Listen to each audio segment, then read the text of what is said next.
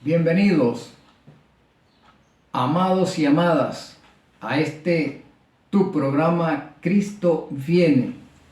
Vamos a estudiar hoy nuevamente las Sagradas Escrituras.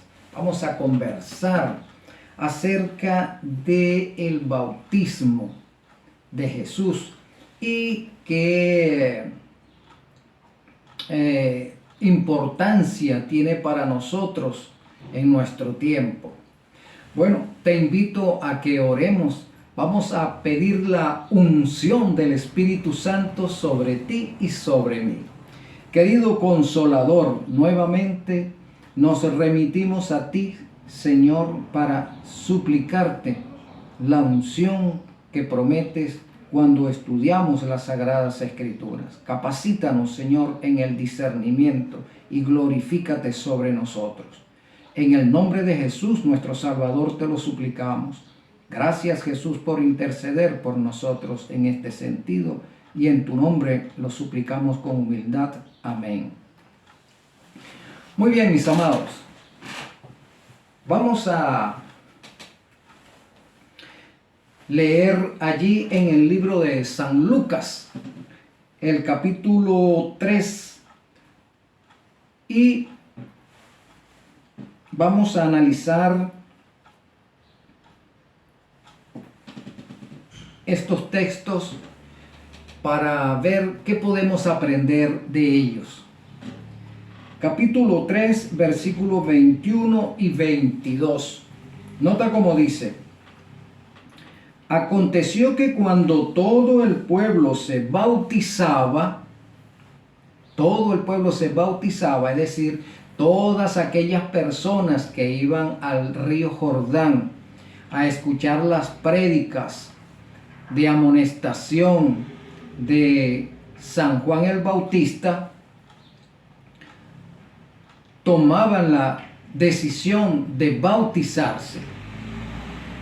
También Jesús fue bautizado, y orando el cielo se abrió y descendió el Espíritu Santo sobre él en forma corporal, como paloma, y vino una gran voz del cielo que decía: tú eres mi Hijo amado, en ti tengo complacencia.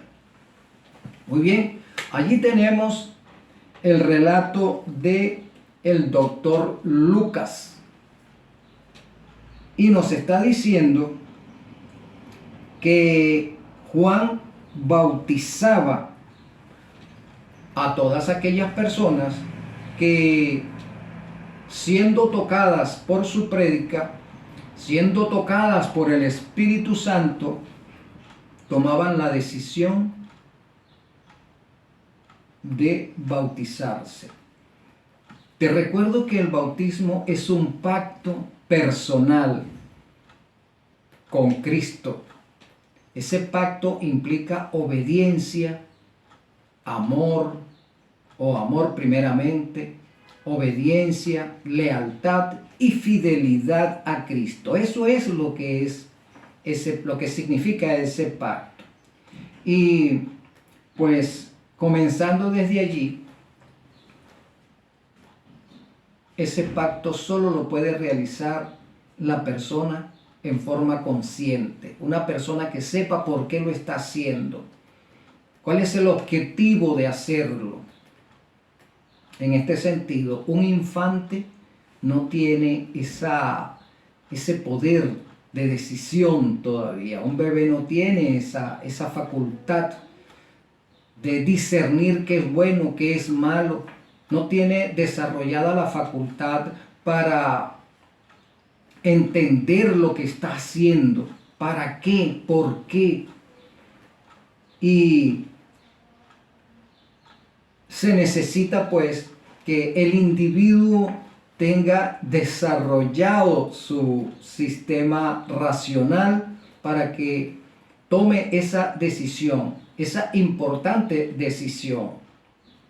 Nota que el texto nos dice las personas que iban a la prédica de Juan decidían hacer el pacto con nuestro Dios. Ellos esperaban también la llegada del Mesías, la llegada del Cristo. Mesías y Cristo significan lo mismo. El ungido, el designado, el prometido, significan tanto el término Mesías en hebreo como el Cristo en griego. Muy bien, entonces San Juan predicaba eso, que había que bautizarse, había que consagrarse, había que arrepentirse de los pecados para poder encontrarse con el prometido, con el ungido. Y las personas respondían a ese llamado. Y la forma de evidenciar esa aceptación, ese compromiso, era bautizándose por inmersión. Y entre esas personas, en cierta ocasión, llegó Jesús también. Y el relato nos dice: fue bautizado Jesús y orando. O sea, Jesús, después que fue bautizado, sube de las aguas y se arrodilla y ora. Y el cielo se abrió y descendió el Espíritu Santo sobre él en forma corporal como paloma. Y vino una voz del cielo que decía: tú eres mi Hijo amado, en ti tengo complacencia.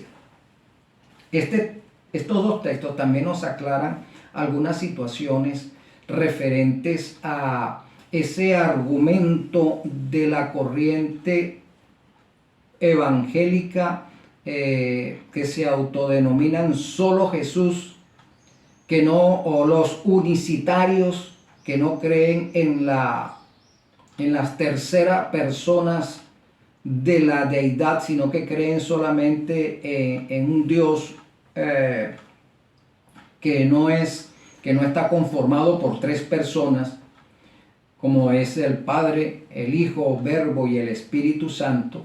Entonces, este texto echa por tierra su argumento de que la deidad conformada por tres personas no existe. Porque aquí dice que cuando Cristo fue bautizado, el Espíritu Santo en forma corporal, no dice el texto que era una fuerza activa que apareció allí, sino el Espíritu Santo en forma corporal, en forma tangible, en forma visible, como paloma. En este caso, el Espíritu Santo se hace visible como utilizando la forma de una paloma. Vino sobre él, y una voz del cielo decía: tú eres mi Hijo amado, en el cual tengo complacencia. Ahí tenemos a las tres personas. Tenemos a Cristo, el ungido, bautizándose. Tenemos al Espíritu Santo haciendo acto de presencia corporalmente en forma de paloma. Y tenemos la voz que se oye expresando la confirmación de que la deidad está aceptando esta ceremonia, porque en ese instante el ungido o el Cristo está siendo ungido. Cristo está siendo confirmado. Jesús está siendo confirmado como el Hijo de la deidad, como Hijo de Dios, el cual venía a esta tierra a realizar una tarea de redención, una tarea de salvación. Entonces Jesús es confirmado allí como el ungido, como el Cristo, como el Mesías esperado, como el Mesías anunciado. y allí están las tres personas presentes. El Espíritu Santo, está Cristo y está la voz que procede del cielo diciendo: tú eres mi Hijo amado, en el cual tengo contentamiento. Vamos a leer también acá en el libro de San Juan, también el relato que nos presenta el apóstol amado. Nos dice así, él sigue en el capítulo 1, versículo 29. El siguiente día vio Juan a Jesús que venía a él y dijo: he aquí el Cordero de Dios que quita el pecado del mundo. Este es aquel de quien yo dije: después de mí viene un varón, el cual es antes de mí, porque era primero que yo. Nota que San Juan el Bautista es 6 meses mayor que Jesús. 6 meses mayor que Jesús. Sin embargo, él está diciendo que Jesús es mayor que él. Interesante. Él dice que Jesús es mayor que él, siendo él 6 meses menor que Jesús. En este caso también me recuerdo de un argumento por las redes sociales de un sacerdote que decía que Jesús no fue bautizado niño porque quien bautizaba era Juan el Bautista, y Juan el Bautista lo que tenía eran 6 meses cuando Jesús nació. Así que cuando Jesús nació no podía ser bautizado niño porque el bautizador, que era Juan, no podía bautizarlo porque era también un bebé. Ese es su argumento para decir que por eso Cristo no fue bautizado siendo niño. Pero yo pregunto, ¿es que acaso durante las prédicas de Juan el Bautista no iban niños a esas prédicas? Los padres nunca llegaron a llevar a sus hijos a esas prédicas. Pues déjame decirte, mi hermano, que ese argumento que tú esgrimes por las redes sociales carece de fundamento lógico. Porque los padres también llevan sus hijos a las prédicas. Si un padre se bautiza, una madre se bautiza, en ese momento sus hijos están presenciando ese bautismo. Pero ahora, ¿por qué Juan no bautizó a esos niños? ¿Por qué Juan no bautizó a esos bebés que posiblemente estaban allí en sus prédicas? Sencillamente, mi hermano, porque un bebé, un niño, no tiene conciencia de lo que está haciendo. No tiene conciencia de ser un pecador. No tiene conciencia de ser de necesitar un Salvador. Así que ¿para qué se va a bautizar? Bueno, porque él trae el pecado original. Aunque lleguemos a aceptar el término pecado original y su concepto, porque San Pablo nos lo presenta claramente cuando dice que somos constituidos pecadores por el pecado del uno. Y ese uno es Adán, allá en el Edén. Pero aunque aceptemos ese hecho, no significa que por eso vamos a bautizar los bebés. Porque un bebé, repito, no tiene conciencia de lo que está haciendo. Inicialmente, allá en la Iglesia Católica Ortodoxa, cuando se empezaron a bautizar los bebés, no se bautizaban por cuestión salvífica, sino por una cuestión de data cristiana, sí, por tener una data de cuántos cristianos hay en Constantinopla. Bueno, hay tantos cristianos. Dentro de esos cristianos estaban incluidos estos bebés que habían sido bautizados, pero era para llenar una data. La Iglesia Católica Occidental es la que lo establece como algo salvífico. Pero San Juan el Bautista no bautizaba niños. Los apóstoles nunca bautizaron niños porque en el canon sagrado no aparece eso. Jesús mismo en su ministerio de 3 años y medio tampoco se menciona en el texto sagrado que Jesús durante esos años de ministerio haya aceptado o haya propuesto el bautismo de niños, y allí habían niños, porque él dijo: dejad los niños vengan a mí, porque de ellos es el reino de los cielos. Pero Jesús no se estaba refiriendo a los niños en sí, que por ser niño entonces el reino de los cielos es de ellos. No, sino que nosotros como adultos, si no fuésemos como los niños, ingenuos como los niños, inocentes como los niños, que no guardan rencor, si no fuésemos como ellos, que aceptan las enseñanzas con humildad, que tienden a acercarse a Jesús, si no fuésemos como ellos, no entraremos al reino de los cielos. Ese es el centro del motivo, o el motivo por el cual Jesús está utilizando esas palabras. Si no fuésemos como niños, no entraremos en el reino de los cielos. No está diciendo que los niños de por sí tienen el reino de los cielos, está asegurado para ellos. No, eso no es lo que es la enseñanza central de esas palabras.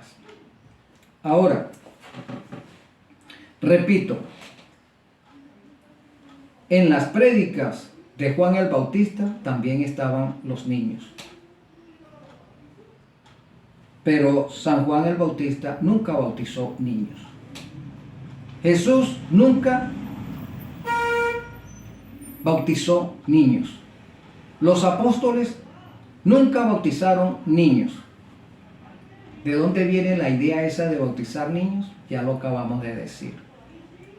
Proviene de la Iglesia Católica Ortodoxa, por llenar una data, y de la Iglesia Católica Occidental, para justificar el lado oscuro que pueda presentar la doctrina del pecado original.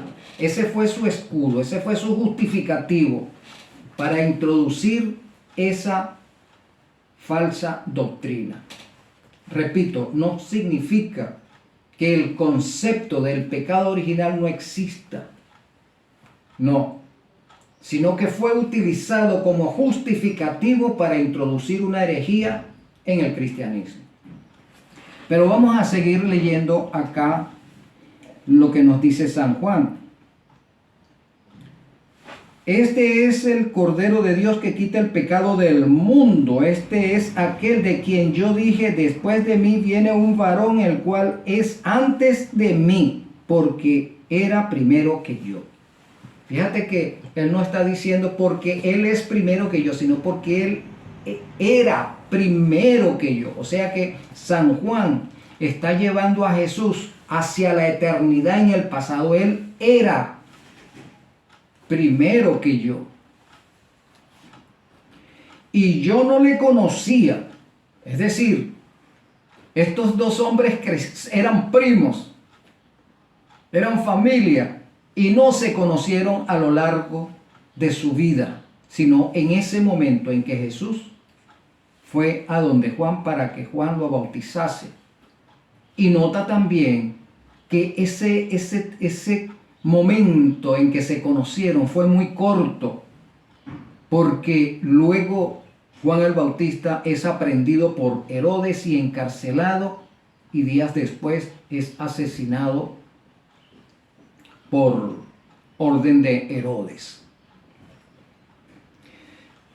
Y yo no le conocía, mas para que fuese manifestado a Israel, por esto vine yo bautizando con agua. Sino para que fuese manifestado a Israel, por esto vine yo bautizando con agua.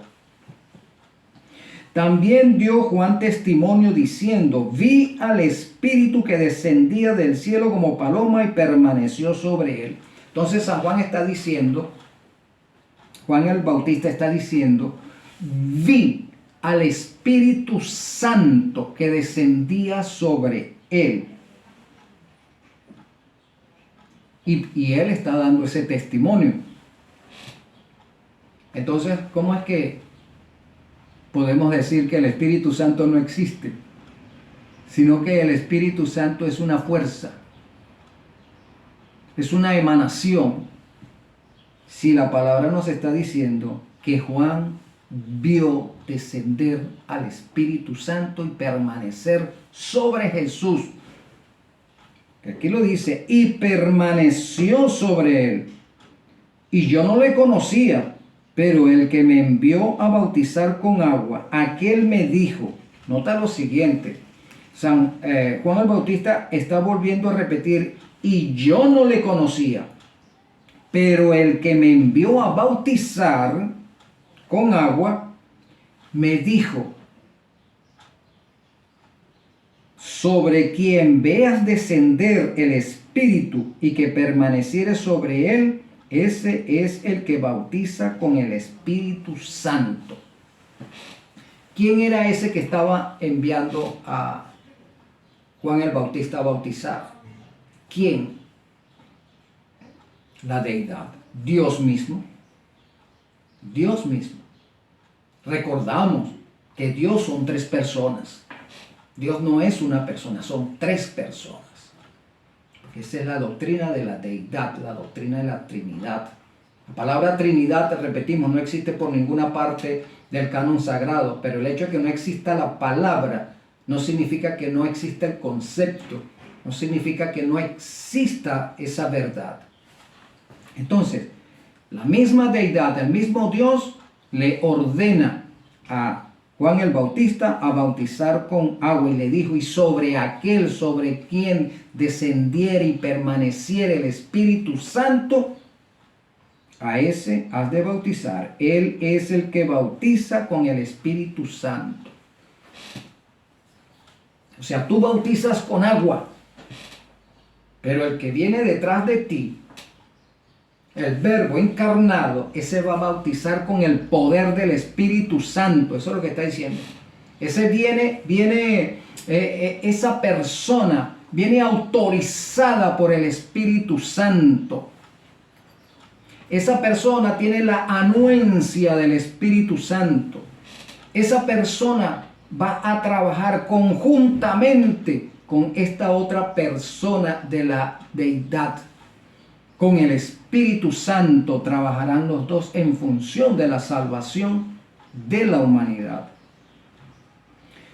Vi al Espíritu que descendía del cielo como paloma y permaneció sobre él. Y yo no le conocía, pero el que me envió a bautizar con agua, aquel me dijo, sobre quien veas descender el Espíritu y que permaneciere sobre él, ese es el que bautiza con el fuego del Espíritu Santo, con el poder del Espíritu Santo. Y yo le vi, nuevamente el Bautista confirma, yo le vi, he dado testimonio de que este es el Hijo de Dios, de que este es el Hijo de la deidad, de que este es el ungido, el prometido, el enviado, el Salvador. Todo eso está implícito allí cuando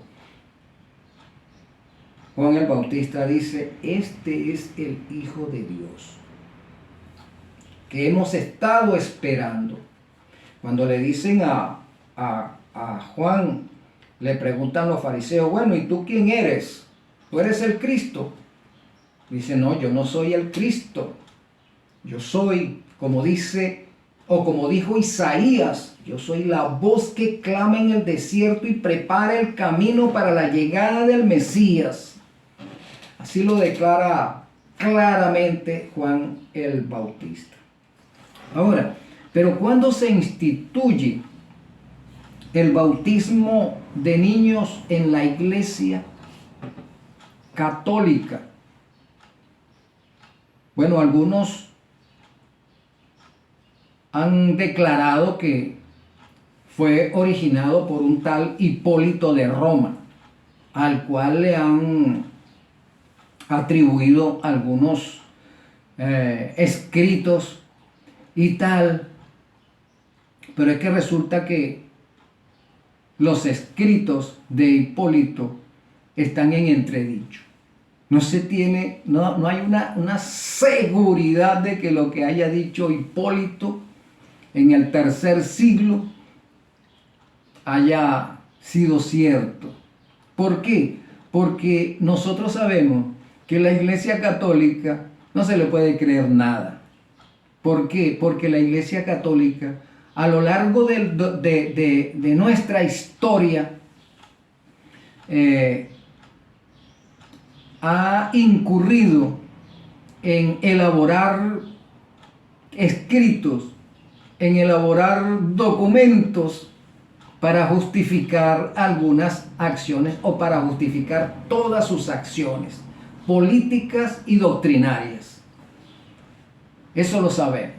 De manera que cuando dice, mira que ese escrito surgió primero es muchísimos siglos atrás ya eso, pero dame una fecha, llegan, inventan la fecha, era la fecha tal. Ven, ¿quién escribió? Un santo llamado fulano.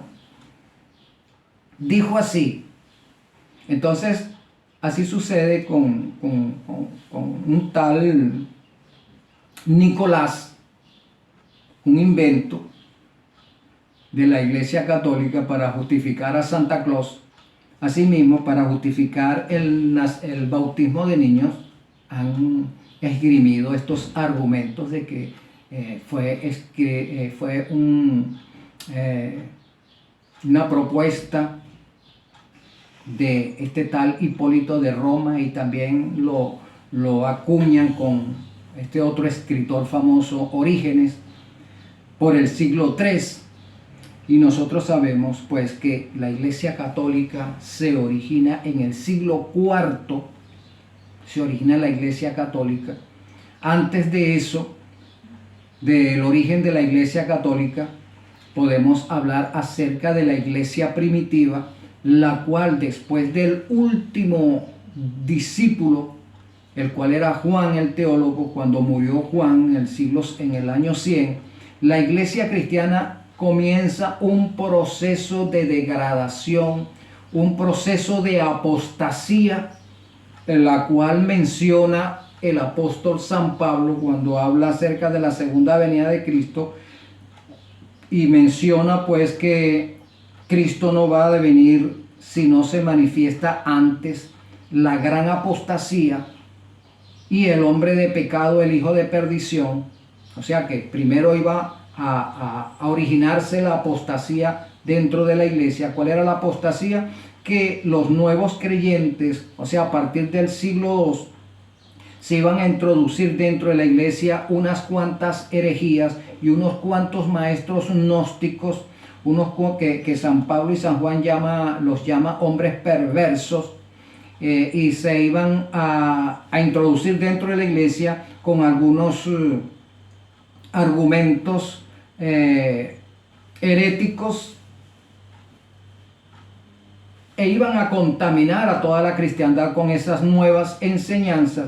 Y esa es la apostasía. Así comienza la apostasía, hasta que finalmente la iglesia de Cristo, la iglesia que fundó Cristo, se contamina, se corrompe en ese proceso de apostasía, se separa de las enseñanzas de Cristo y apostólicas, y allí entonces va a originarse el hombre de pecado, el hijo de perdición, el papado.